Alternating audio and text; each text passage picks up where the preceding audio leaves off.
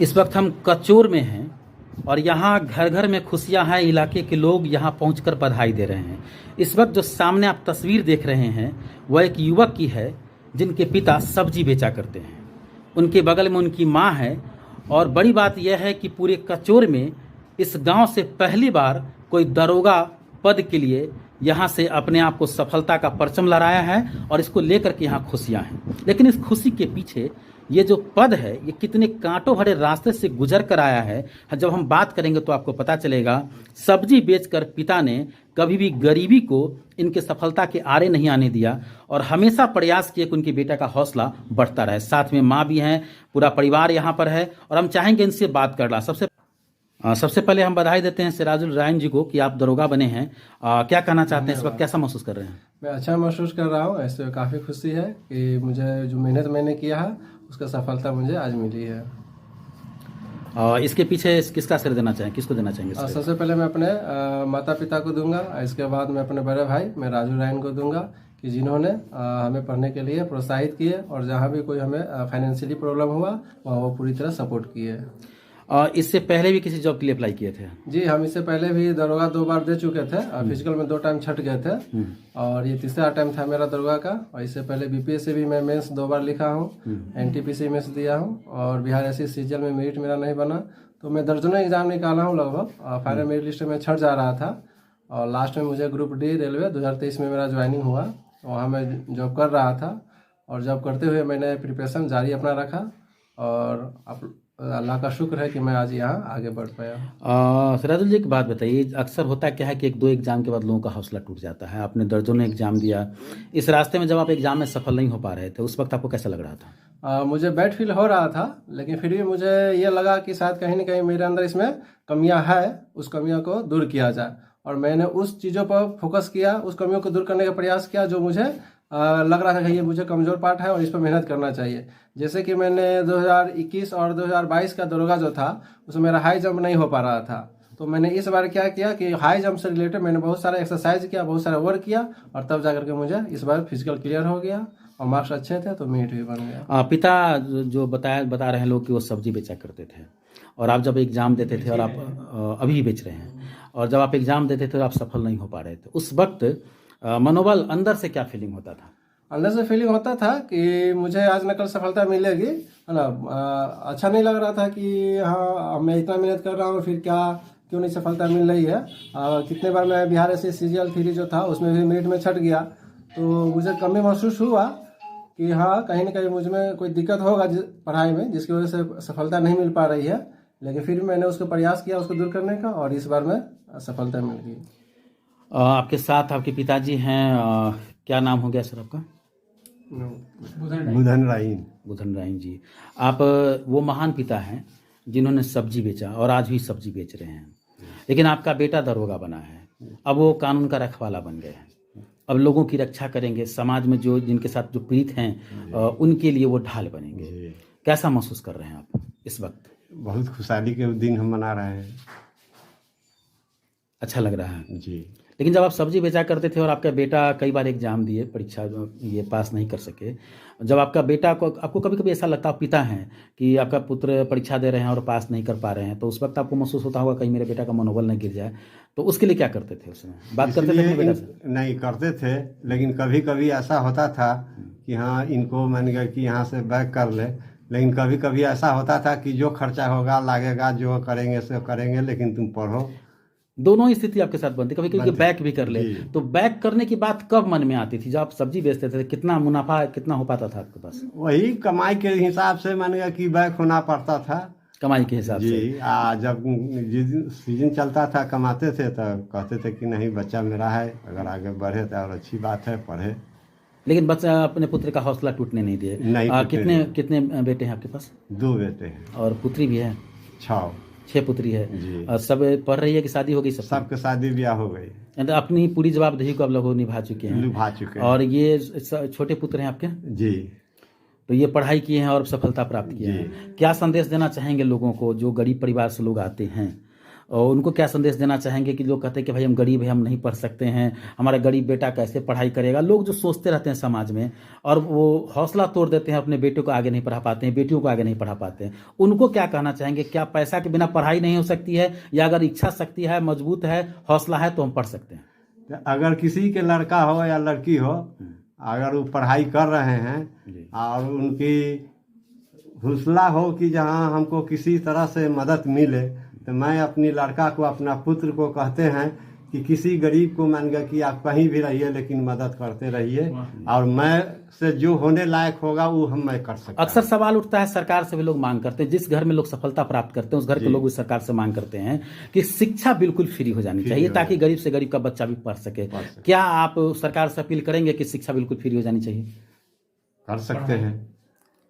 आपका दिल क्या कहता है कि शिक्षा बिल्कुल फ्री होना चाहिए जी, उसमें पैसे नहीं लगने चाहिए, गरीब को बच्चा पढ़े, गरीब का बच्चा भी आगे निकल सके।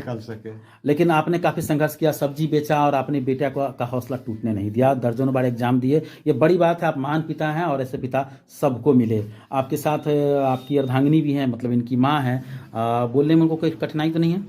कठिनाई सामने में है, लेकिन हम आपको चेहरा दिखला देते हैं इनका।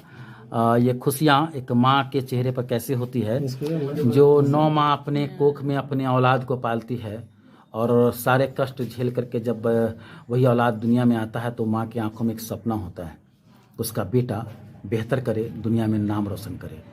और शायद इस समुद्र की गहराई को नाप पाना किसी के बस में नहीं।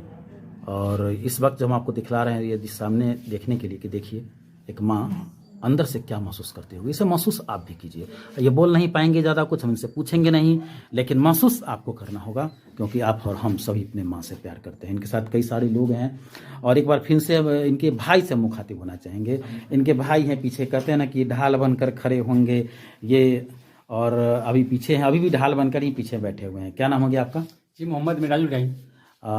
कैसा महसूस कर रहे हैं? स्वाभाविक है कि आप अच्छा महसूस कर रहे हैं? अच्छा महसूस कर रहे हैं। और आप 2 भाई हैं जी। आप क्या करते हैं? हम भी सब्जी बेचते हैं। अभी सब्जी बेचते हैं, लेकिन खुद सब्जी बेचें आप लोग और सभी लोग साथ हैं अभी? जी, साथ हैं। खुद सब्जी बेचें और भाई उस मुकाम पर गए हैं, तो उम्मीद करें ऊपर वाले से, ईश्वर से, अल्लाह से कि आपका भाई आगे दरोगा के बाद आगे प्रमोशन में जाए और ऊंचे पद पर जाए और देश की सेवा करें।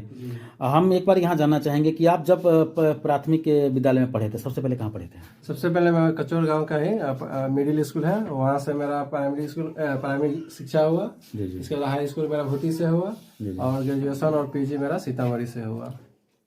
मैट्रिक का आपका 10वीं का जो रिजल्ट होता है वो कैसा था?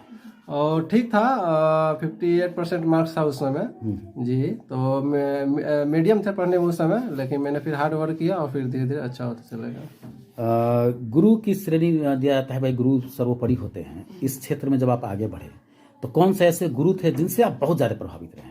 हम सबसे ज़्यादा प्रभावित हमारे गांव के ही एक मदन प्रोफेसर सर है, उनसे मैं ज़्यादा प्रभावित हुआ। और हमारे हज भवन के हारून सर है, लियाकत सर है और अली सर है, तो उन्होंने काफ़ी मुझे प्रेरणा दी है कि आगे बढ़ना है, आपको आगे जाना है, और इसके लिए जो भी उन लोग को सहयोग हुआ मिला हमेशा। अक्सर आप वीडियो में देखते होइएगा, आज एक वचन हम भी आपसे लेंगे आज, अक्सर वीडियो में देखते होइएगा कि कई जो दरोगा बनते हैं, जो वर्दी पहनते हैं, जहां उनकी ड्यूटी होती है वो कभी कभी सरकारी स्कूल में जाते हैं। सरकारी स्कूल के शिक्षा व्यवस्था को लेकर के वहाँ के बच्चों से मिलते हैं, वहाँ के जो जिम्मेदार होते हैं उनसे मिलते हैं और आग्रह करते हैं कि शिक्षा व्यवस्था सही होनी चाहिए। गरीब बच्चों को, दलित, महादलित और मुस्लिम परिवार में जाकर के बच्चों को जागरूक करते हैं। तो जब आप वर्दी पहनेंगे तो जो कानून का रक्षा करने का दायित्व आपके ऊपर होगा, तो क्या इसके अलावा भी इन क्षेत्रों में भी आपकी दिलचस्पी होगी? जी हाँ, दिलचस्पी मेरा बचपन से ये चीज़ क्षेत्रों में है कि मैं लोगों की मदद करूँ जहाँ तक हो सके।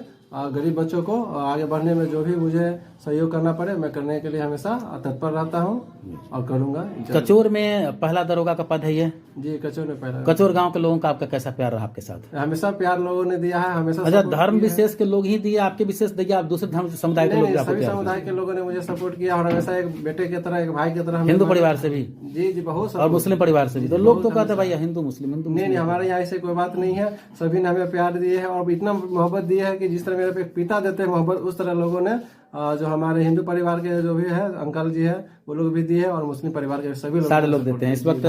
इस वक्त सोनबरसा सरपंच संघ के अध्यक्ष भी हैं हमारे साथ और काफी प्रसन्न होकर सुबह हमसे बात कर रहे थे कि खुशी है कि एक होनहार युवा दरोगा बने हैं, उनसे मिलने जाएंगे और उन्होंने मुझे कॉल किया और मैं यहाँ आया हूँ।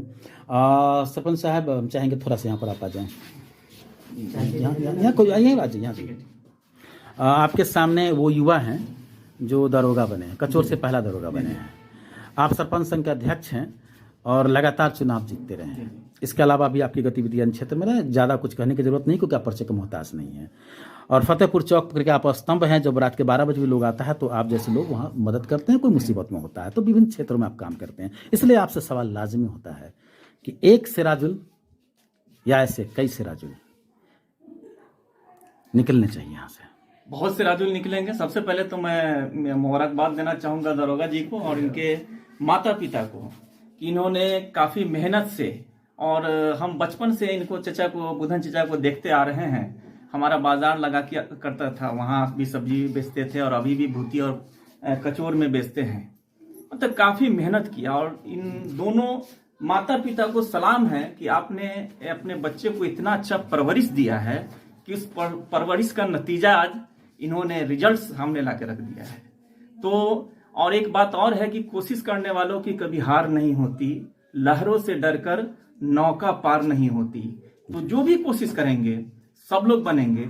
लोग आकर के सीखें, इनको देखें, बाजार में जाकर के देखें कि इन्होंने सब्जी बेच करके मेहनत और ईमानदारी के पैसे से अपने बच्चे को दारोगा बनाया है। फोन लेना हुआ अब आसान। परवेज मोबाइल में सभी ब्रांड का mobile, fridge, washing machine, LED TV, battery, inverter EMI पर मिलता है। आधार कार्ड, पैन कार्ड या क्रेडिट कार्ड लेकर आएं और अपना मनचाहा सामान लेकर जाएं, वो भी आसान किस्तों में। Parvez electronics and mobile, Kadma, Chandni Chowk. 72 61 88 9 786।